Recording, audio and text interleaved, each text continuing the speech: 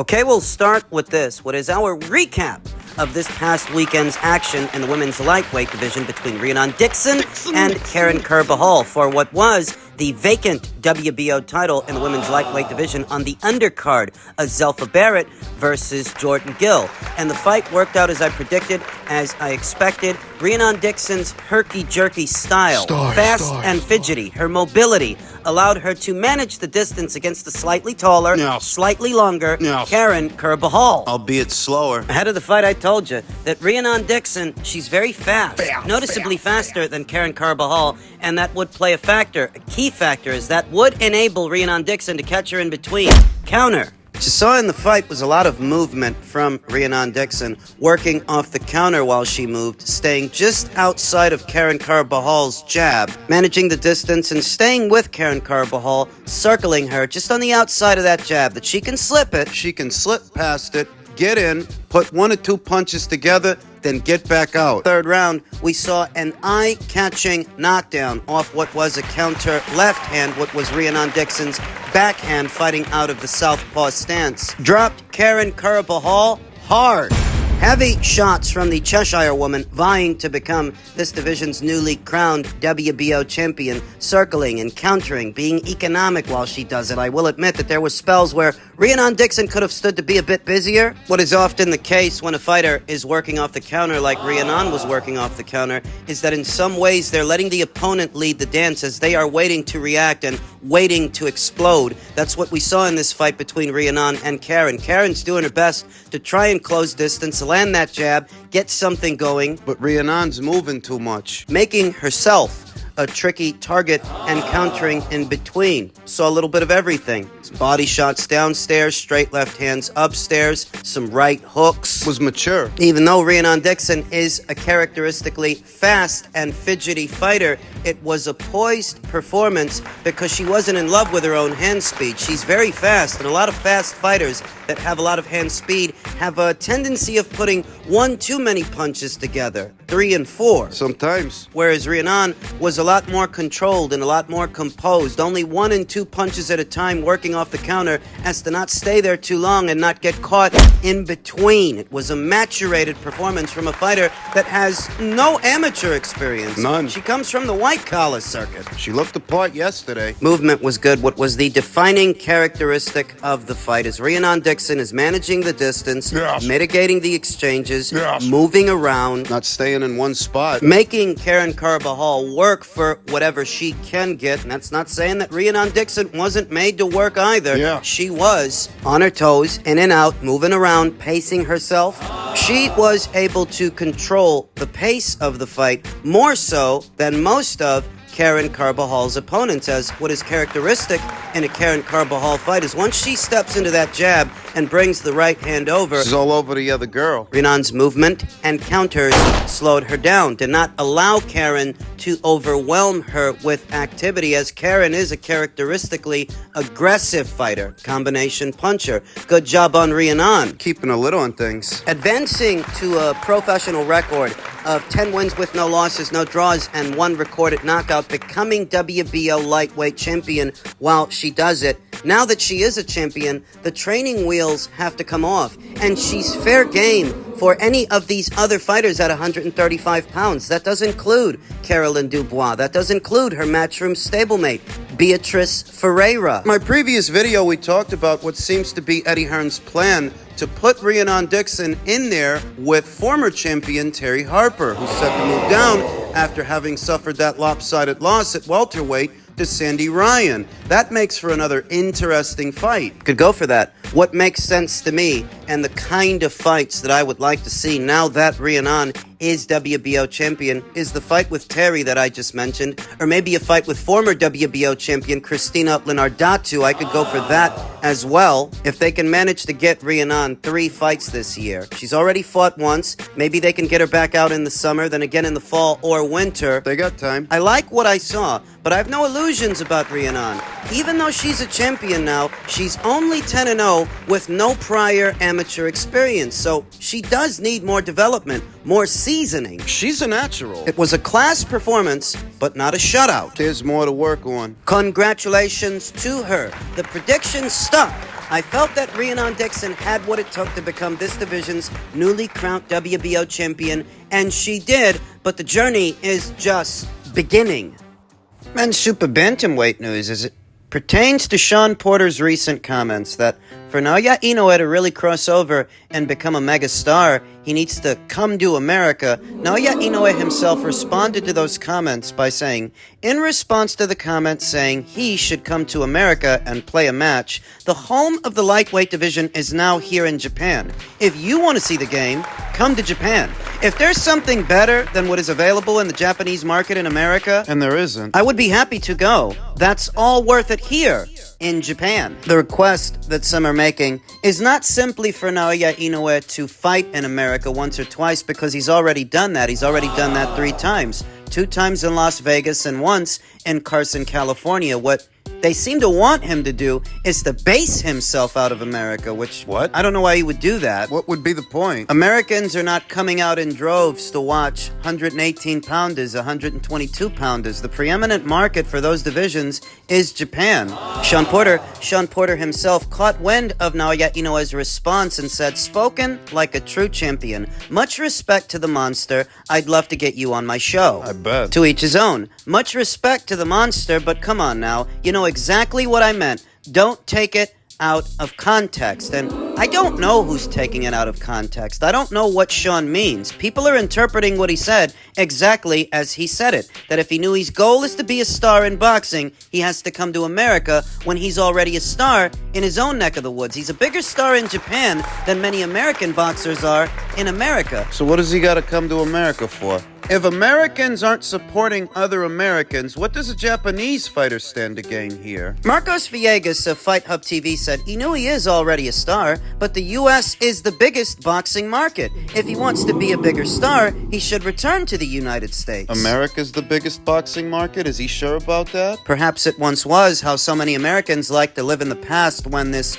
was the preeminent market for boxing, but that's not the case anymore. Americans aren't flocking out in droves for boxing matches and spending as much money on boxing as they used to in previous eras. A sobering take from Hall of Fame inductee and promoter Lou DiBella, who said, not really. He's about to sell out the Tokyo Dome and do a Canelo Alvarez-sized gate in Japan. He's got a deal there with Amazon, and he's a domestic megastar. He's fine doing what he's doing. I don't always agree with things Lou DiBella says, but I agree with him on that. And during last night's ESPN broadcast for the Top Rank show featuring Jared Anderson versus Riyad Murhi, Timothy Bradley was quoted as saying, Inoue doesn't need America. America needs Inoue. More sobering takes. Veteran boxing scribe Tom Gray said Inoue has already fought in the United States and the United Kingdom, which makes him more well-traveled than all of his American pound-for-pound counterparts. Some semblance of sanity from the boxing people and the boxing scribes that Inoue is under no obligation and doesn't owe the Americans anything to have to leave his core supporters and all the people putting all the money in his pocket, in his wallet, to come here and appease the Americans who don't even watch super bantamweights anyway. And what names exactly? Who is it that you want him to come here and fight? MJ Akhmadaliev, a guy from Uzbekistan? Sam Goodman of Australia? This is where the Japanese fighter, the Japanese-based fighter, needs to fight these other foreign fighters. He's got to do it here. Why? People tend to forget why it was that so many foreign fighters flocked to America in previous eras of boxing to begin with. They only did it because of how much money Americans were spending on boxing, that this was the preeminent market for the sport, but all of that has changed over time, and it's Americans who are struggling with that the most, that you're not the center of the boxing universe anymore, and some fighters don't need you. They don't need your approval or your patronage. Saw a Twitter user that goes by the name Rando saying, he will never get the respect if he doesn't. A, gain 10 pounds and take a belt from someone, anyone, anybody has heard about. B, do it in Las Vegas. Well, he's already fought in Las Vegas 2 times. And Carson, California. Somebody must not have told that guy, but it's the last part where he says he knew he's got to gain 10 pounds. For a guy who's already moved up in weight 3 times, you want him to gain 10 pounds. That's where the real point reveals itself. The ulterior motive. These guys, a lot of them, that are saying that for Inoue to get respect, real respect, He has to fight in America. He has to get it here. What they're really doing is setting an unreasonable precedent so that when Inoue doesn't base himself out of America, as he has no reason to, they can diminish him and devalue him. Everything that he's done across 4 weight classes, all of his marquee value. They're just looking for a way to tear him down. That same Twitter user continued, he can stay beating up unknown twink horse jockey midget tomato cans at 122, or he could sack up, put on another 10 pounds, and call out Lomachenko. That's not unreasonable at all. A well-known troll in the boxing Twitter universe that goes by the name Artman said, I'll never respect Inoue as a top pound for pound if he doesn't fight a skilled American in America. I don't trust the testing, the gloves, the hand wraps in that country. If he's really like that, he would come and talk that anti-American shit here. And bear in mind, this is the same little guy who backed Stephen Fulton to beat Inoue. So as you can see, this is just a case of sour grapes. The opinions of those who don't spend money are never going to matter more than the opinions of those who do. Say it again. The opinions of those who don't spend money are never going to matter more than the opinions of those who do. You guys don't fucking matter. The Americans don't spend anywhere near as much money on super bantamweights as the Japanese do, and in a very general sense, Americans aren't spending as much money on boxing as they used to. So from a purely fiscal perspective, this doesn't make sense. He says he doesn't trust the testing, the gloves, or the hand wraps in that country, but he doesn't trust the testing or the gloves or the hand wraps in this one, because this is the same guy that was propping up the Glovegate conspiracy between Fury and Wilder. That fight took place here. It took place here in America. See, in Tyson Fury, you have a guy who did what you're asking Inoue to do, and he still doesn't have your respect. Afterwards, all you did was make excuses for Wilder, losing not once, but twice. So is this what Inoue is supposed to subject himself to for an audience that doesn't otherwise watch super bantamweights, likely for less money, to appease these people? Yeah, come to America so I can steal your fight, and after you win, I can discredit you and your victory. This is not about enhancing Inoue's celebrity, his profile in the world of boxing, for those claiming that he would be an even bigger star if he came here, when there are many American fighters who are already here that are not big stars. They're not big stars here or as big here as Inoue is there. This is not about that. This is about a lot of jealous, small-minded, and xenophobic people that are looking for a way to discredit Inoue because they can't do it based on his resume. Nope. They can't do it based on his career accolades. This is the only way they can. You say that he's fighting unknown guys you're not familiar with? That's all the more reason for him not to come here. Because if you don't know that he's been fighting nothing but champions at 118 and 122, it can't be because of how many of their fights you've been watching. You don't watch them. That's why you don't know them. And you can be as distrustful as you want to be about the officiating and the commission in Japan. Inoue can be as distrustful about the officiating and the commissions here in America. It's a two-way street. You're just mad he's a more accomplished fighter than the guys you like. That he's not an American, he doesn't look like you, he doesn't actually need you. No one does. Come to America. Inoue's got to come to America. Inoue's doing better than most American fighters.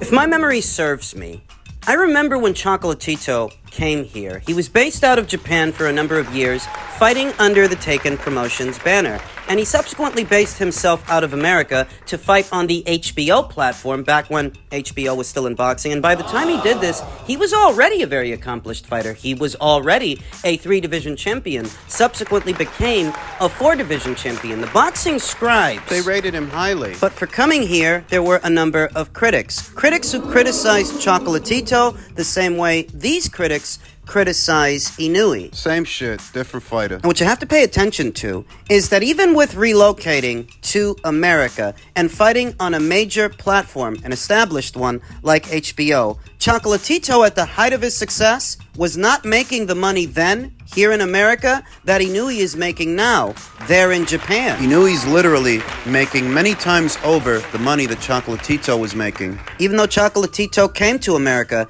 it was not the lucrative endeavor that say Marcos Villegas would have you believe that if you really want to make it, you have to come to America. Well, Chocolatito did, and he was not as successful as he knew he is on his own home soil. That in every facet you can imagine. Money. The size of the purse, the prizes, the accolades, the notoriety, the legacy, that he knew he is already a far more successful fighter than Chocolatito was when he came here, and he makes more money. The question then becomes, then why would he abandon all that? Why? Why would he leave all that? Why? To come here? No, I don't think Marcos Villegas has the same ulterior motives that some of these other guys do. I don't, but I do think that he's holding to an antiquated sentiment that no longer represents the sport of boxing as a whole, that America is not the preeminent market for boxing that it used to be. The lighter divisions, least of all. There's a bubbling market over there in Asia that pays well, very well. So much so that Inoue's making far more money now than Chocolatito ever was here in the States. Inoue's making far more money now than fighters that are in the States right now. Who do you think makes more money? Naoya Inoue or Raymond Ford? Not just him. We don't have to stick to the lower weights. We can include the higher ones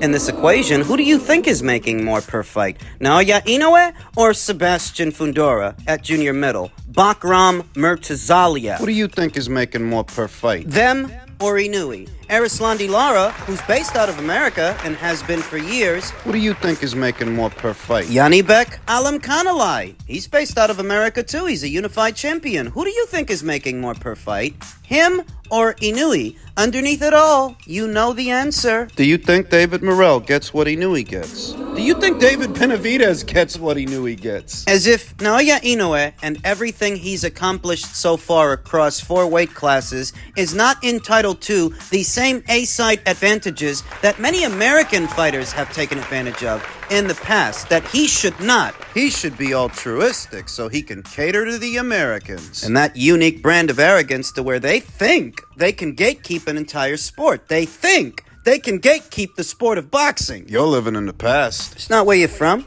It's where you're at. And where things are at right now, Americans aren't even spending as much money as they used to on the sport of boxing. So no one has to suffer you. Appease you or deal with you and your toxic bullshit. The way some broads like to classify themselves as a handful, hard to deal with. So when nobody deals with them, they get upset and try to turn it over on them. That's how the Americans are behaving. You think you're playing hard to get when what you really are is hard to want.